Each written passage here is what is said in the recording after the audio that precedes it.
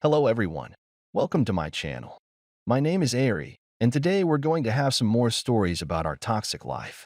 But before we start, it would be so much appreciated if you would subscribe to my channel, like the video, if you enjoy it, and maybe leave a comment down below.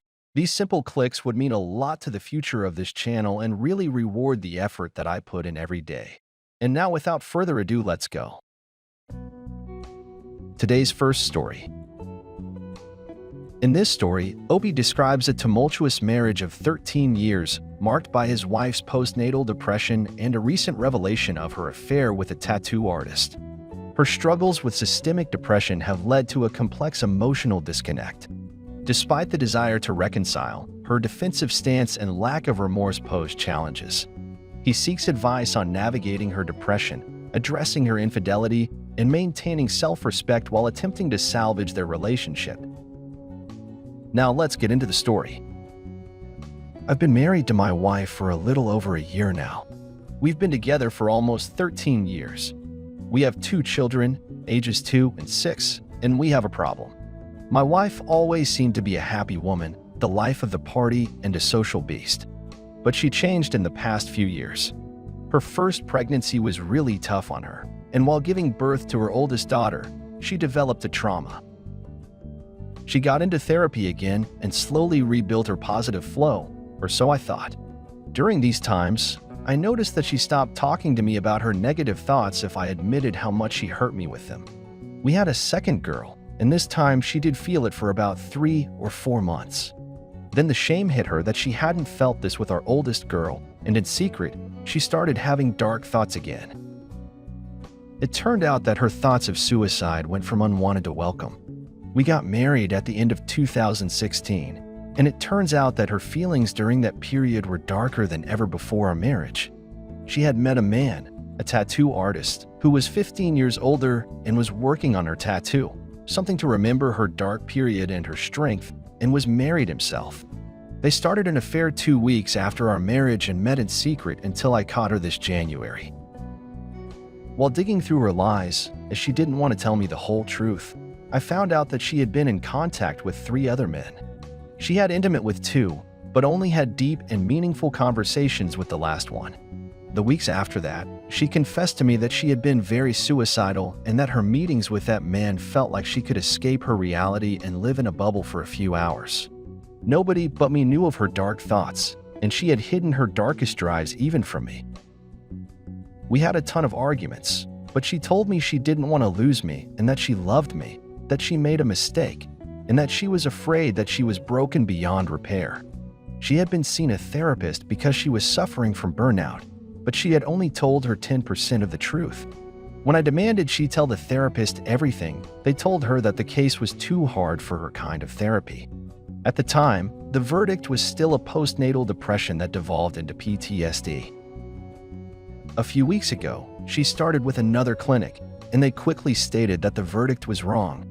PTSD didn't fit because she didn't have trauma and because her thoughts were welcome and not intrusive. She felt at peace when browsing online for ways to kill herself or deciding what music should be played at her funeral.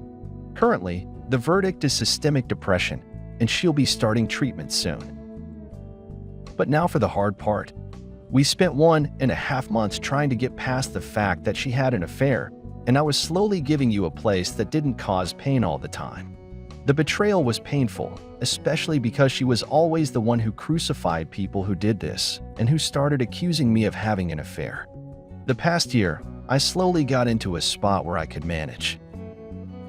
But 2 weeks ago, I confronted her with the fact that she had only shown remorse 2 times, that I felt as if I was fighting harder for this than her.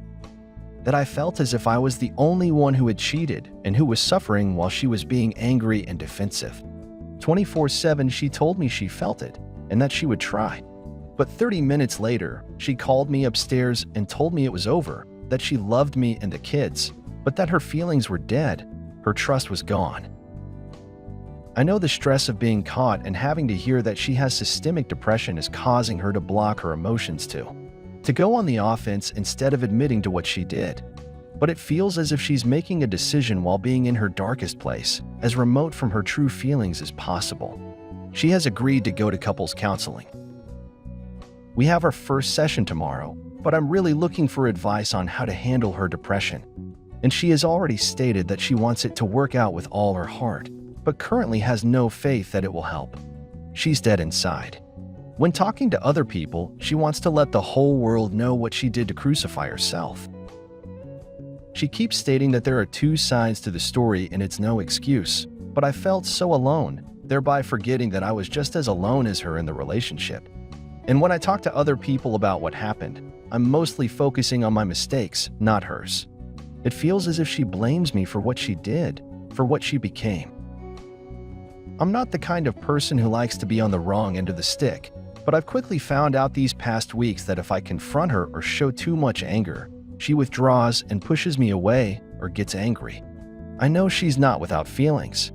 During the time we spent, apart would be crying, taking long walks, and mentally unstable. She presents herself for what she did to me and our children, for the pain she caused us, and hates what she's become. So how on earth do I handle her depression and adultery? Show her that I love her and that I care without being a burden or giving her the feeling that I'm pushing her. We've been living apart these past 2 weeks, and she keeps telling me that she does love me, but that the spark is gone. But she wants it to return. But in the meantime, she can't be around me. How to cope with her aggression and defensiveness without losing myself? How do I show her that I'm not the man that I became? How do I make her understand that the burden of not being good enough or my wife wouldn't have preferred death was slowly eroding me? Update. So we had our first couples therapy a few hours ago, and it was an eye-opener. Yes, she is depressed and has severe issues, and no, that does not excuse her behavior. She told the two therapists and me bluntly that she lied to me when she had intimate with me the past few weeks. She told me repeatedly that she would never be intimate against her will. But during that session, she told us that she felt obliged to do it because of her mistake. Hearing that she lied about something as primal as this, even though I asked her and never forced her, angered me tremendously. Yes, she feels shame, but not guilt. It's all focused on her own pain and sorrow, and the fact that everyone who knows about this judges her, the other parents at school, her parents, mine, and her friends. The shame triggers her depression, and in turn, that triggers her anger.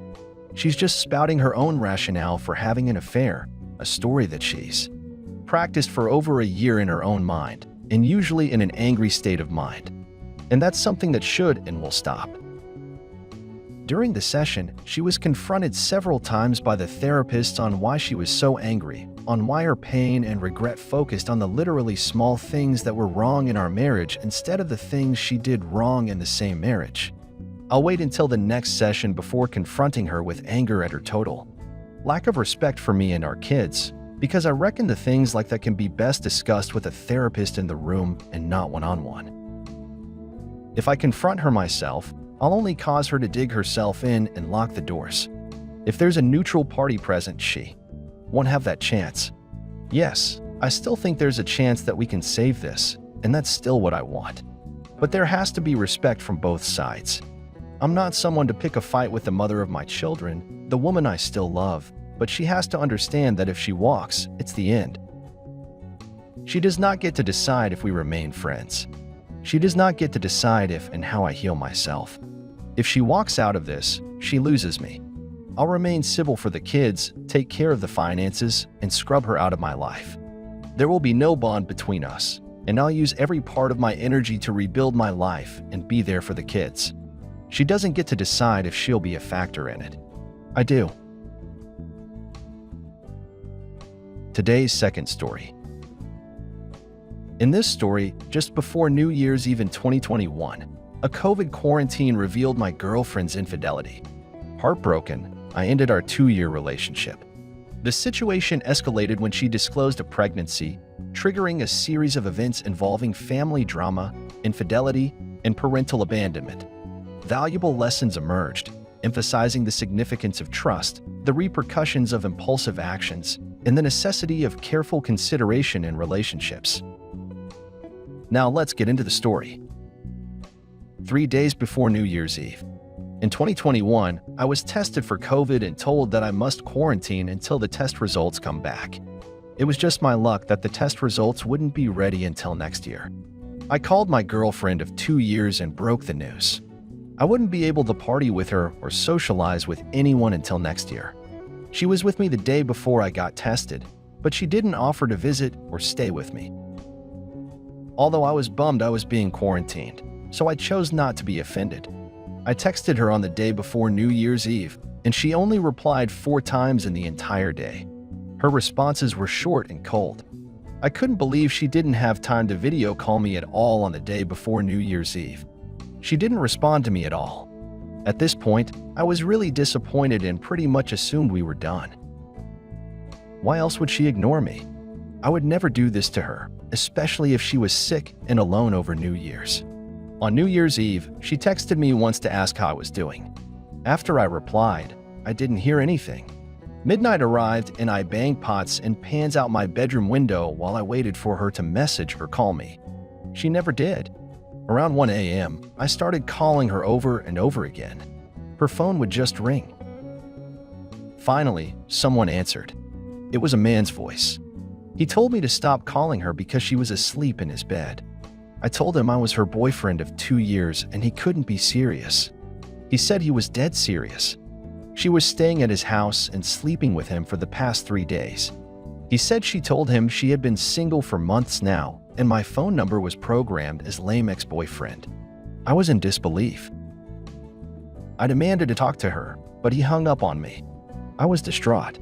In the morning, she texted me to say Happy New Year, I love you, and I responded with, that means nothing if you say it from another man's bed. She called me immediately and started trying to figure out why. I knew as soon as I told her I spoke with him on the phone. She confessed everything. She met him on Tinder a couple of weeks ago and decided to meet up with him 3 days before New Year's Eve. She stayed at his house from then until this point. Even though it wasn't much of a surprise, I dumped her. She was understanding and calm, but it was just the start of her bad karma. The man she was sleeping with kicked her out on January 4th because his wife and kids were coming back.